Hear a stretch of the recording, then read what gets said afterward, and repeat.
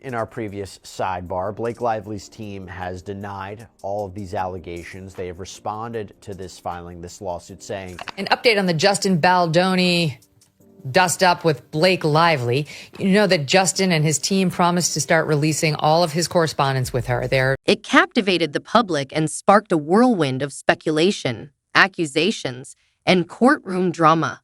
A scandal so ripe for tabloid headlines and social media frenzy that it seemed destined for the spotlight. With layers of intrigue and a star-studded cast featuring Blake Lively and Justin Baldoni, the story became so entangled it was nearly impossible to look away. But how did we get here? What started as a simple workplace dispute on the set of It Ends with Us escalated into one of the most talked about celebrity feuds of the decade. Hold on tight, because this story has it all. Allegations of misconduct, public smear campaigns, Hollywood power plays, and even some unexpected cameos from surprising figures. Blake Lively's team says that in showing this video, they are blaming the victim here. They also say that they'd prefer litigating this in court rather than in the public's. The public was hooked, and soon a storm of speculation, accusations, and courtroom drama followed. A scandal so juicy it seemed made for tabloids and viral social media debates. With a web of intrigue and a star-studded cast including Blake Lively and Justin Baldoni, the situation became so tangled it was impossible to look away. But how did we get here? What began as a seemingly simple workplace disagreement on the set of It Ends with Us quickly spiraled into one of the most explosive celebrity feuds of the decade. Buckle up.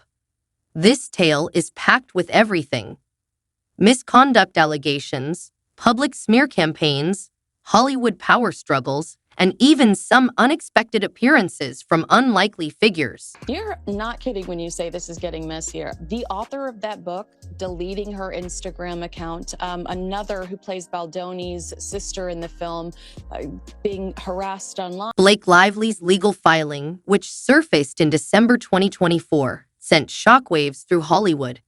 In her complaint, Lively accused Justin Baldoni of creating a toxic work environment during the film's production.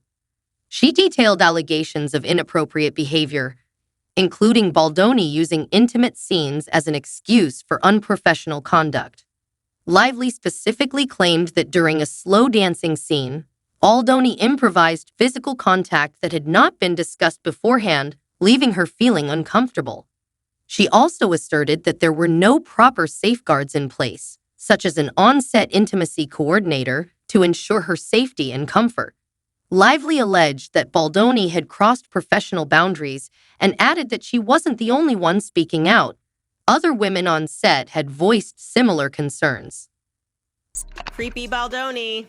Getting close to her, obviously making small chatter not in character so as not to make the scene, which didn't require dialogue, awkward. What made Lively's accusations even more explosive was her claim that her efforts to address these issues were dismissed or ignored.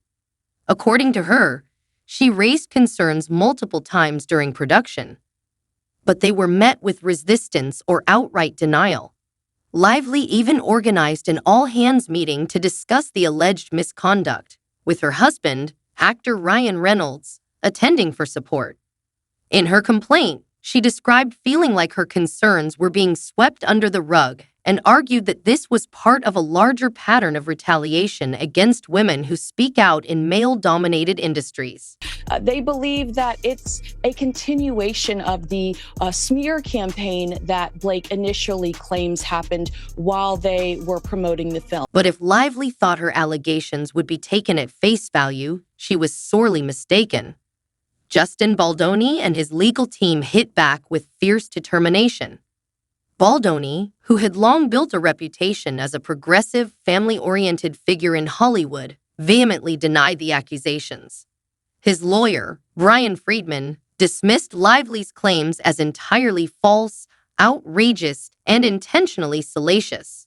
In a bold move, Baldoni filed his own lawsuit against Lively, her husband Ryan Reynolds, and her publicist, Leslie Sloan, accusing them of defamation and civil extortion. The lawsuit alleged that Lively and her team had fabricated a false narrative to damage Baldoni's reputation and control the narrative surrounding the film. Then things really took a turn. Baldoni's team accused Lively of using her massive celebrity influence to orchestrate a smear campaign against him. According to his complaint, Lively had allegedly conspired with her husband and publicist to plant negative stories in the media and manipulate public opinion in her favor. The lawsuit even referenced a December 2024 New York Times article detailing Lively's allegations against Baldoni, with Baldoni claiming the article was part of a deliberate effort to ruin him and his career. In response, he filed a separate defamation lawsuit against the publication. Now, you have two sides here, right? So Baldoni says this was all an effort to hijack the film to get her way. Lively claims she was the victim of harassment in a hostile world. What makes this entire saga even more captivating is the sheer complexity of the allegations being exchanged. For every claim Lively has made against Baldoni, he and his team have offered a detailed rebuttal. Take the infamous slow dancing scene, for example. Lively's legal filing described it as a moment where Baldoni crossed professional boundaries by improvising physical contact she hadn't consented to. In response, Baldoni's team released raw footage from the set, arguing that the video disproved her claims. The footage showed both Baldoni and Lively rehearsing the scene, with the actors appearing comfortable and engaged in the moment. Baldoni's team argued that the scene was entirely consistent with the film's narrative, and that Lively's discomfort only seemed to arise much later after the fact. Shutting down a woman's claims. She is claiming that there was harassment. He's saying none of it is true, never happened, never. I control the narrative. In a scathing response, they argued that the footage actually supported Lively's claims. They pointed out moments where Baldoni appeared to lean in toward Lively, touch her face, and kiss her forehead without any visible direction or consent. They described her body language as defensive and argued that her discomfort was clear to anyone who's experienced unwanted physical contact in a professional setting. Every frame of the released footage corroborates, to the letter, what Ms. Lively described in her complaint, her lawyer stated. And therein lies the central tension of this feud. Both sides are convinced they have the evidence to back their case, and neither is willing to back down. This has turned the legal battle into a public spectacle, with both parties releasing carefully curated pieces of evidence to sway public opinion. It's not just a courtroom battle. It's a fight for the hearts and minds of fans, industry insiders, and potential jurors. New video released by lawyers for actor Justin Baldoni shows unedited footage from the filming of It Ends With. Enter Candace Owens, the conservative commentator known for her polarizing views. Owens recently weighed in on the controversy, dismissing Lively's claims as an unbelievable number of lies in her signature fiery style. She accused Lively of weaponizing her emotions to manipulate public perception, calling the actress's legal filings a boat full of lies and suggesting that Lively's approach was more about creating a compelling narrative than presenting solid evidence.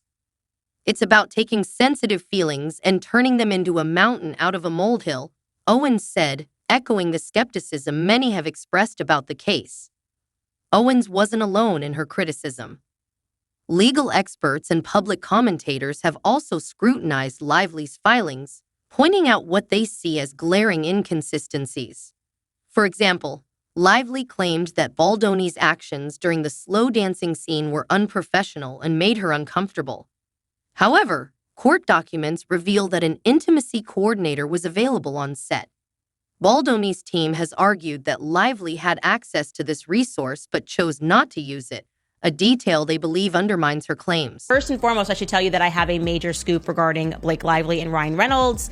Their newest legal plan has aggressively pursued subpoenas for phone records, emails, and other communications from Baldoni and his associates, arguing that these would reveal the full extent of the alleged smear campaign against her.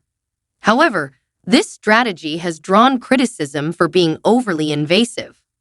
Baldoni's lawyer, Brian Friedman, called the subpoenas a fishing expedition and accused Lively's team of using the legal process as a weapon to harass and intimidate. What's extraordinary is what the Lively team is seeking, Friedman said. They're asking for every single call, text, data log, and even real-time location information for the past 25 years. The public has also weighed in, with social media becoming a battleground for both sides. Hashtags like hashtag Blake Lively's and hashtag Team Baldoni have trended, with users sharing their opinions on the case. One fan commented, "Seems Lively has a big mouth full of lies. Didn't realize she's a dangerous drama queen." Another added, "Her lawyers lied about the scope of the subpoenas. They literally lied. But everyone could get in trouble for making that accusation." On the flip side, Lively's supporters have rallied around her, praising her for taking a stand and refusing to be silenced. We're now all paying attention.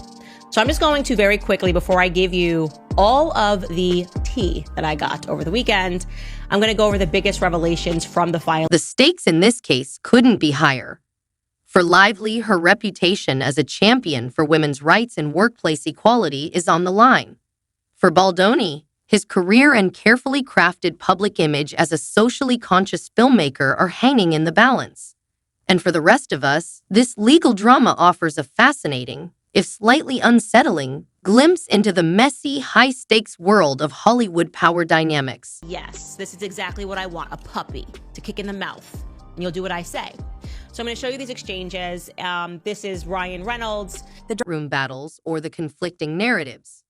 It's how every twist seems to bring new players into the spotlight. From Hollywood insiders to PR experts, social media influencers, and even late-night comedy shows, this feud has gone beyond the legal system. It's become a full-blown cultural spectacle, and now everyone has an opinion. Genuinely, Steph, if you're watching this, I genuinely don't like Blake Lively. Like I genuinely know. I've known she's a brat. Nobody's paying me to say this. Night Live asterisk. You'd think a decades-old sketch comedy show wouldn't have much to do with a legal battle between two A-listers. But somehow, it's managed to insert itself into the narrative. It all began when Ryan Reynolds, Lively's husband, appeared on SNL during its star-studded anniversary episode. What should have been a lighthearted moment quickly turned into a PR battlefield.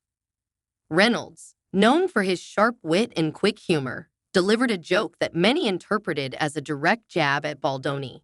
The line, which reportedly drew laughter from the audience, was subtle enough to fly under the radar for some but pointed enough to set social media ablaze. Fans and critics alike debated whether the joke was an inappropriate dig at an ongoing legal matter or simply another example of Reynolds using humor as a coping mechanism. Interesting that the defendants in this answer also admit that they sent text messages. I mean, when Lively produced copies of these text messages that she got through a subpoena, there's really nowhere else to go on that. You got to admit that you sent these, but it doesn't mean that Baldoni... That doesn't mean Baldoni and the other defendants will agree with the context or characterization that Blake Lively laid out. The drama didn't stop there, though. Behind-the-scenes footage from the SNL taping revealed what lip readers claim was a tense exchange between Lively and comedian Amy Schumer. The clip, which made its way to TikTok and quickly racked up millions of views, appeared to show Schumer making a comment about the ongoing lawsuit, with Lively responding with an icy expression. Of course, without audio, it's all speculative, but that hasn't stopped fans from dissecting every frame of the video like forensic experts. And the other defendants will agree to the context. That line about Justin Baldoni? Yeah, that was all Ryan, he said. If true, this revelation adds another layer of complexity to the situation. Was Reynolds just trying to lighten the mood, or was this a calculated move to shift public perception in Lively's favor? Either way, it's clear the couple isn't shying away from using every platform at their disposal to make their case, whether in the courtroom or on national television. Or the characterization that was laid out by Blake Lively. Lively likely hoped their SNL appearance would help their cause, but the public reaction suggests it may have backfired. Critics slammed the couple for treating a serious legal matter as fodder for comedy, accusing them of being tone deaf and out of touch. One particularly scathing comment on Reddit read, "You're telling me that if your wife was actually dealing with this kind of harassment, you'd be making jokes about it on live TV? Give me a break." Even some of Lively's supporters admitted the move was risky. "I love Blake, but this wasn't the time or place for jokes," one fan tweeted. "It makes her look less credible." Meanwhile, Baldoni wasted no time capitalizing on the SNL debacle. His lawyer, Brian Friedman, issued a statement condemning the couple's actions, calling them a transparent attempt to distract from the facts of the case. Friedman also hinted that Reynolds' joke could be used as evidence in court to demonstrate the alleged smear campaign against Baldoni. "This isn't just about what was said," he said. "It's about the message they're sending. They're trying to paint my client as the villain in the court of public opinion, and it's unacceptable."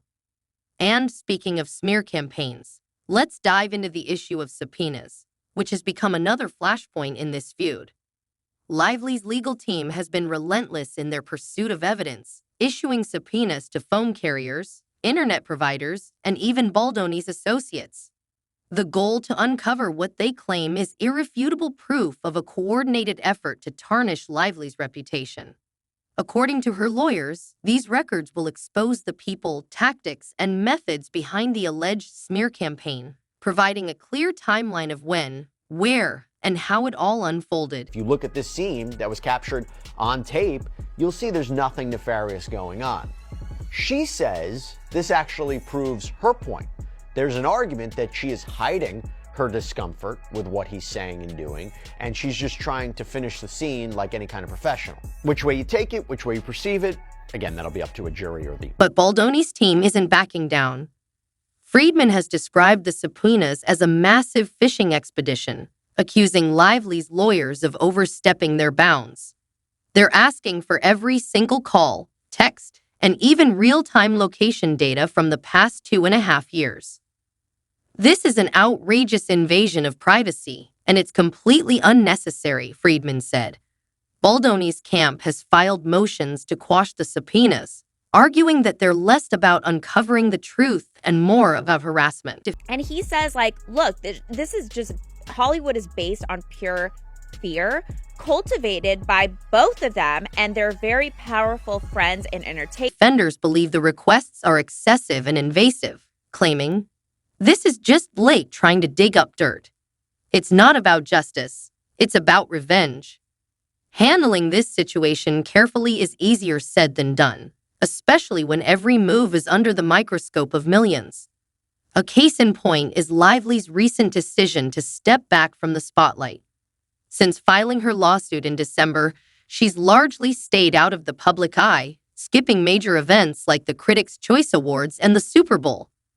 While some see this as a smart move to avoid further controversy, others interpret it as a sign that she's feeling the pressure. But yeah, it's just getting super nasty, and it seems like he's not cowering to this attempted gag order. Yeah, I don't really understand Blake Lively's... Releasing raw footage from the set of It Ends With Us *, he's launched a website dedicated to sharing his side of the story. The site includes a timeline of events, links to legal documents, and even a section debunking what Baldoni's team calls myths about the case. It's a bold move, but one that could backfire if seen as overly aggressive or self-serving. As the legal battle between Blake Lively and Justin Baldoni continues to unfold, it's clear that this Hollywood drama is far from over. The questions remain. Do you believe Lively's allegations of misconduct, or do you think Baldoni's counterclaims carry more weight? How do you think this high-stakes feud will ultimately play out in the court of public opinion? Share your thoughts in the comments below, and let's keep the conversation going. Thanks for watching, and don't forget to like and subscribe for more celebrity gossip and updates.